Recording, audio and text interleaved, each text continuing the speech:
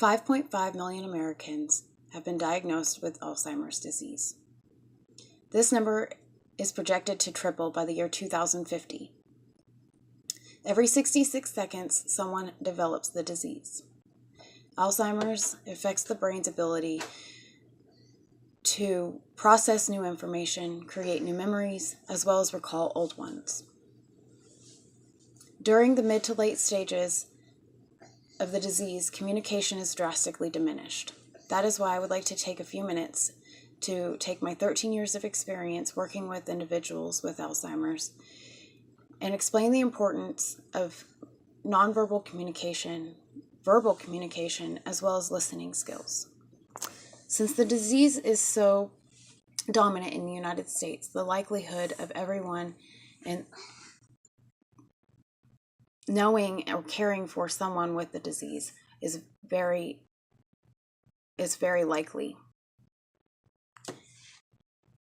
Communication is pertinent to understanding ways to care for these individuals. Nonverbal communication.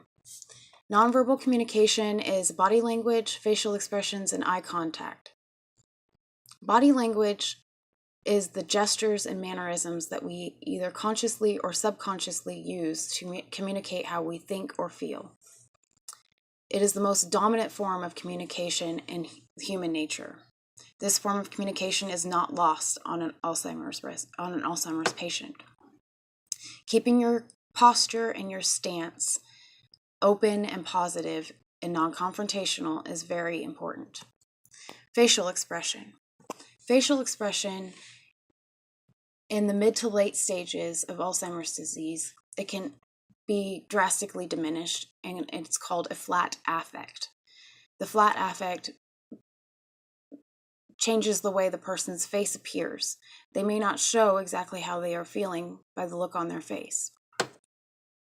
They can still read the way that we feel, though, by the look on our face. Keeping a smile at the ready and having a positive expression on your face can make a big difference in how they approach you and how you approach them. Maintaining eye contact is always important.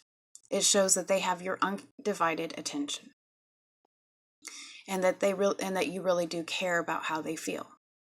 Even if you don't understand everything that they are going through, it shows that you care enough to pay attention. Verbal communication. Always include the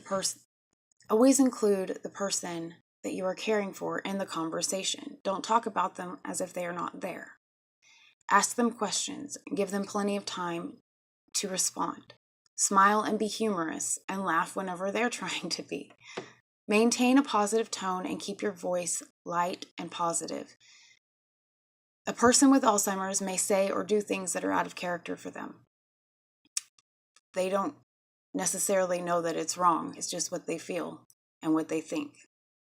Avoid criticizing them or correcting their behavior, as the disease does not allow the ability to learn from their mistakes.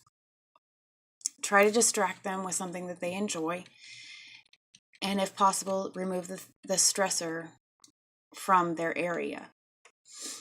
Tell a resident or a person with Alzheimer's may have trouble finding the name for an object that they want to use. Tell them that it is okay and to take their time. If the word doesn't come to them, ask if they can tell you what they want to do with it. Even if you know what they're looking for, try to have them come up with the answer themselves, unless it's making them frustrated. Listening is the most important part of the communication process, and it's also the most overlooked due to situational stresses or even time constraints. Paying attention to the places, the persons, the things that upset a person with Alzheimer's can be beneficial to understanding certain behaviors. Sitting and listening to them for 15 minutes, even if you don't understand what exactly they're trying to say, can change their entire mood. It can turn apprehension and agitation into calm, fear into security, and even sadness into happiness. Communication comes most naturally with Alzheimer's residents when you actually love the person that you're trying to take care of. Choosing love also makes things easier as the disease progresses. There is no cure for Alzheimer's, and treatment is not an absolution, as the progression and the prognosis for each person is different. Choosing love can go a long way towards making the time that we have with them better from day to day and relieve some of the stresses that we experience as caregivers. My name is Shauna Nevels, and I choose love.